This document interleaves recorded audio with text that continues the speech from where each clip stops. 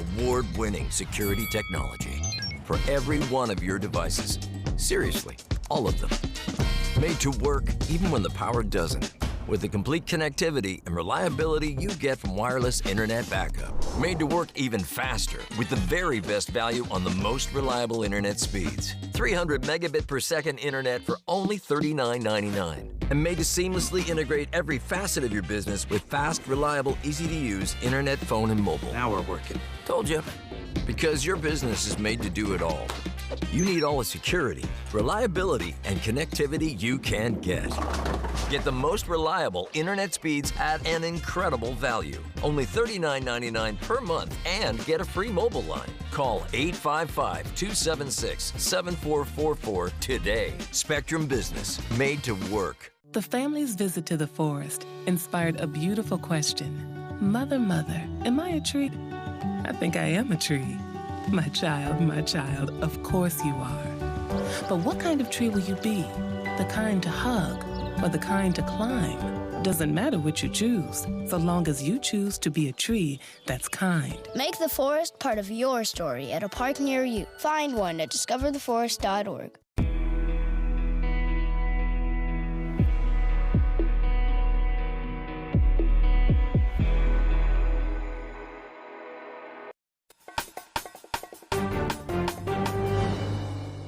Good morning, I'm Bree Driscoll, and here's your Spectrum News in 90. Police ordering the protest at the University of California, Los Angeles to disperse and moving in and arresting protesters and firing off flashbangs. This as more than 1,600 people have been arrested as law enforcement cracks down on college campus protests across the country. Totally conflicted, Judge. Former President Donald Trump back in a New York courtroom today as his criminal hush money trial resumes. The judge will consider another round of alleged violations today, just days after he found Trump guilty on 9 counts of breaking his gag order, fining him $1,000 for each violation. The repeal of a controversial Arizona abortion law heads to the governor's desk today. Last night, the state Senate voted bipartisanly to repeal the 160-year-old law. This as President Joe Biden's campaign aims to capitalize on backlash to newly imposed abortion restrictions. Across our nation, we witness a full-on assault, state by state, on reproductive freedom. And understand who is to blame. Former President Donald Trump did this. Those are your headlines. Now here's a look at your weather on the way. I am meteorologist Julie Marquez. The heat continues for the southeast up to the mid-Atlantic. Washington, D.C. could tie a record high temperature of 91 degrees today, and New York City a good 10-15 degrees above normal. Very warm for St. Louis down to Little Rock, Arkansas, but cooler weather across the Northwest. We have ongoing severe thunderstorms and flash flooding in Texas, and that risk of storms up to Chicago and Milwaukee.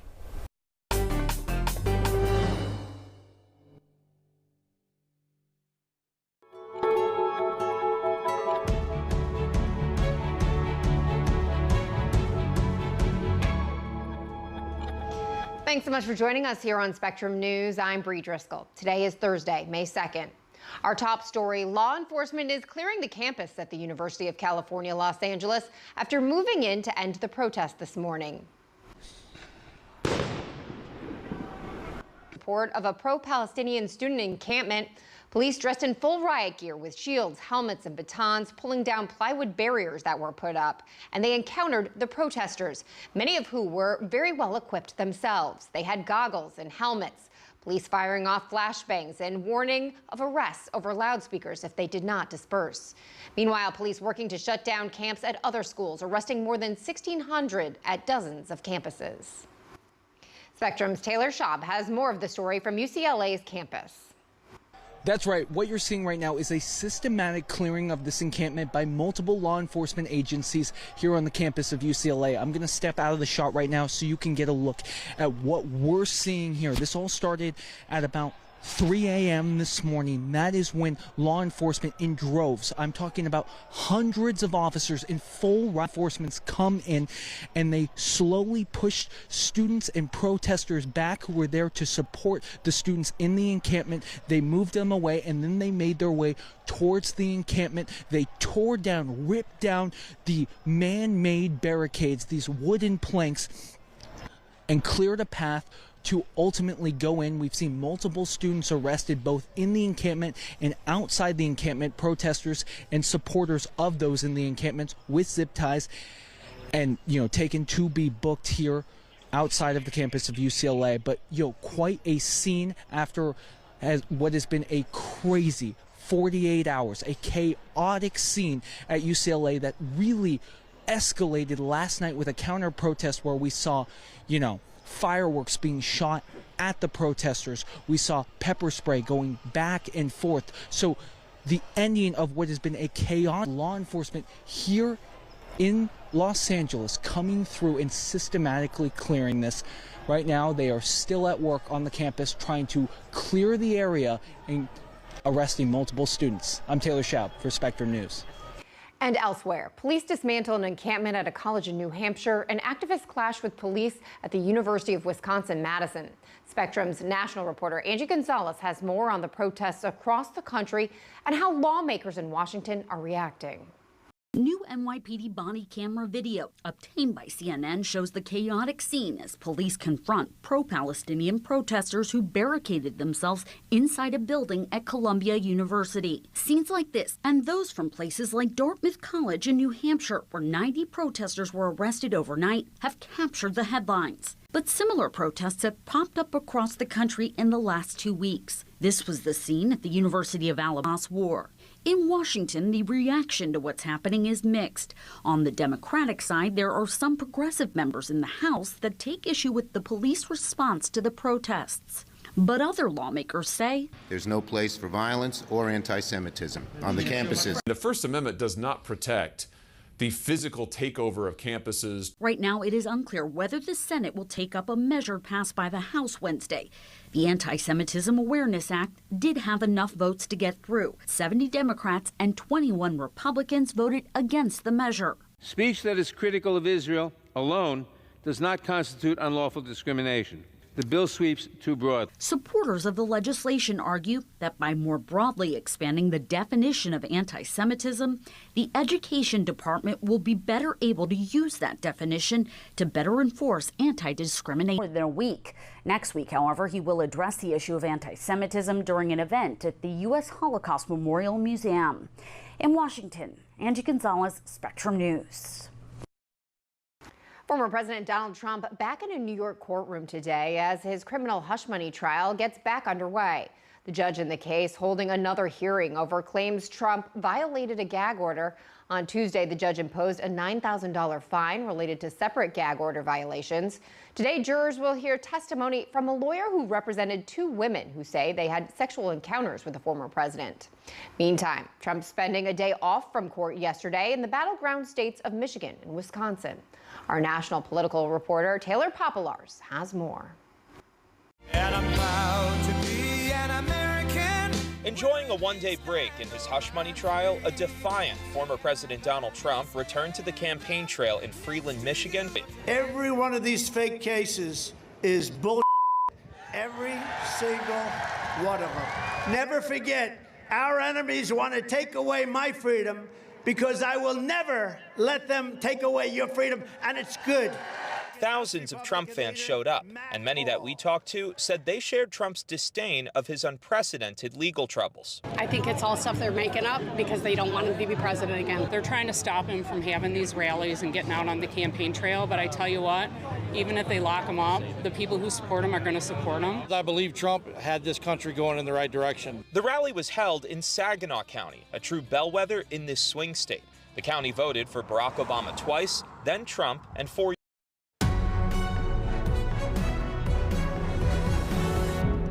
You're watching breaking news coverage on Spectrum News. President Biden is speaking from the White House.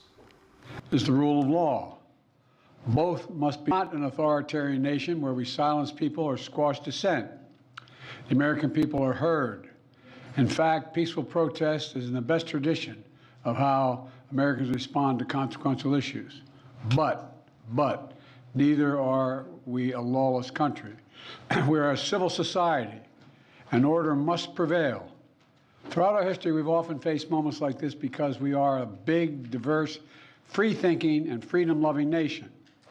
In moments like this, there are always those who rush in to score political points. But this isn't a moment for politics. It's a moment for clarity. So let me be clear. Peaceful protest in America. Violent protest is not protected. Peaceful protest is. It's against the law when violence occurs. Destroying property is not a peaceful protest. It's against the law. Vandalism, trespassing, forcing the cancellation of classes and graduations. None of this is a peaceful protest. Threatening people, intimidating people, instilling fear in people is not a peaceful protest. It's against the law. Dissent is essential to democracy, but dissent must never lead to disorder or to denying the rights of others so students can finish the semester and their college education. Look, it's basically a matter of fairness. It's a matter of what's right. There's the right to protest, but not the right to cause chaos. People have the right to get an education, the right to get a degree, the right to walk across the campus safely without fear of being attacked. But let's be clear about this as well. There should be no place on any campus, no place in America for anti-Semitism or threats of violence against Jewish students. There is no place for hate speech or violence of any kind, whether it's anti or discrimination against Arab Americans or Palestinian Americans. It's simply wrong. There's no place for racism in America. It's all wrong. It's un-American. I understand people have strong feelings and deep convictions. In America, we respect the right and protect the right for them to express that. But it doesn't mean anything goes. It needs to be done without violence, without destruction, without hate, and within the law. You know, make no mistake, as president, I will always defend free speech, and I will always be just as strong in standing up for the rule of law. That's my responsibility to you, the American people, my obligation to the Constitution. Thank you very much. Mr. President, have the protests forced you to reconsider any of the policies with regard to the region? No. Thank you. Mr. President, do you think the National Guard should intervene for? Mr. President, the former president. And you just heard President Biden weigh in on the anti-Israel protests that we have seen on multiple college campuses and the police response that has removed unlawful encampments. Joining me now, Spectrum News Washington, D.C. reporter Angie Gonzalez and Spectrum News political anchor Tim Boyum. Thank you both for joining me. Angie, we'll start with you. It was a brief statement. Biden's been criticized for not speaking about these protests until now. Why do you think that he spoke today? I think that he was sort of under pressure at this point to finally say something because he hadn't, and because the criticism from other members on the other side of the aisle are certainly pressuring him or criticizing him for not saying something sooner. Now, the president actually didn't say anything about these protests in a little bit over a week.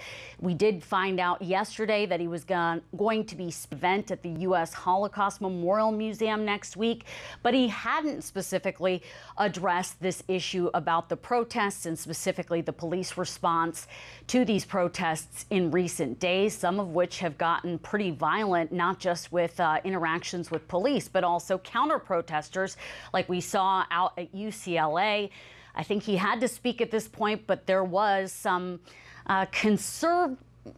some people who were erring on the side of caution, I guess you would say, Josh, perhaps telling him not to weigh in up until this point, because, you know, it is going to be a contentious issue. The Israel-Gaza war has lost him some votes in the primaries anyway regarding this issue.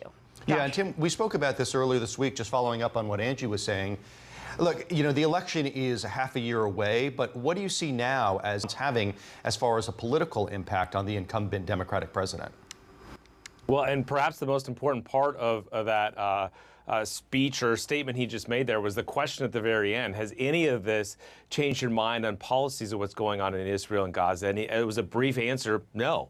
And that's what these protests are largely about. You know, they want the president to change his mind on this and push further for a ceasefire. But also they want these universities to divest any investments that are made through Israel. And so it's not making an impact. Interestingly, the president is coming to North Carolina today to visit Charlotte, where 4 officers were killed this week, and also Wilmington for an EPA announcement. But in Chapel Hill at the University of North Carolina, there have been some protests that have gotten, I don't know if I'd use the word violence, but there were, water bottles thrown back and forth, and the American flag was put down, and a Palestinian flag went up. Incidentally, what's sort of going viral today, there were some American flag back up, and there's a GoFundMe page of over $300,000 for those students. And so there's this sort of fine line, I think, that the president's trying to say, like, look, free speech and protesting is important, but we can't have this violence happening. And so that's what's happening now. But classes are ending. The regular classes ended at Chapel Hill this week. And so the question is, where does this movement move next? And I think that will tell us more about the politics of this moving forward. There are, as always, developments in the Middle East. We're currently waiting for Hamas to agree or not to a ceasefire agreement that Israel has accepted, that the Biden administration and the UK says that the group, which is called the terrorism group by the United States, should accept. Can you fill us in, as just as much as we have at this hour, as to where things stand with a potential ceasefire and how and where aid is to the Palestinian civilians? Of course, Tony Blinken, the Secretary of State, was in the Middle East over the last week, returned yesterday. Of course, he was in Israel, trying to make sure that they're still on board with this. We know that Israeli Prime Minister Benjamin Netanyahu made a comment earlier this week about invading Rafah, whether or not there is a deal with Hamas. And certainly that sort of made some people nervous about whether or not Hamas would back out of this deal. It's a deal that Tony Blinken said, was really in the best interest of both sides and was also what he called extremely generous. Israel reducing the number of hostages it's seeking from Hamas at this point. The White House really doesn't want to see this whole thing spread into a wider conflict, which is, Josh. Tim, let me turn to you. You mentioned it a little bit. I wonder if you could flush it out some more. What's the latest that we're seeing now about these protests? Obviously, our colleagues in Los Angeles have been extensively reporting about what happened on UCLA. Are you seeing any more of these encampments around? And that includes on the flagship campus in your state of North Carolina. Yeah, it sort of seems to be ebbing and flowing, and a lot of it is depending on sort of the force the police wants to use to make a difference, and that's what we've seen on campuses. I think it was in Wisconsin yesterday, and as you mentioned, in Los Angeles overnight. Where I am in North Carolina in Chapel Hill, there was an encampment there. They had sort of an agreement about what was happening, and the university believed that they broke that agreement, and so the police came in and started removing the tents. That's where we saw sort of this protest and counter-protest, and the police in between and trying to move things back and forth. And then, as I mentioned with the flag incident, since then it has been quiet. It's largely a few students going around. They've put some flag to try to make sure to keep that up. And so far, so it has been quiet on the campus. And as we mentioned, most of these schools are ending. The regular classes are over. They have some finals left. And so I think the movement ends as far as that's concerned on college campuses. And then the question will be where they move next. But, we still got a week or two in a lot of these universities of finals where they're still trying to, keep this alive, that movement. Right. They could move over to things like the political conventions, which are obviously happening this summer. We only have a couple of moments left. Angie, I want to turn to you. There was some activity on Capitol Hill, particularly in the House of Representatives, as it comes to anti-Semitism. Can you briefly fill us in on what the latest is there? Yeah, it passed. This is sort of an effort to more broadly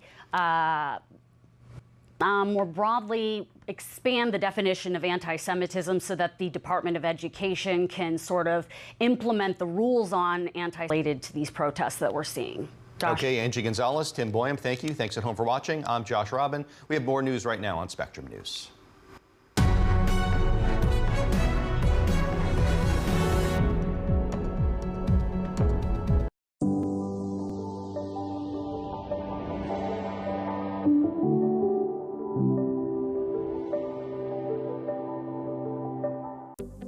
Spectrum News Plus. News from a new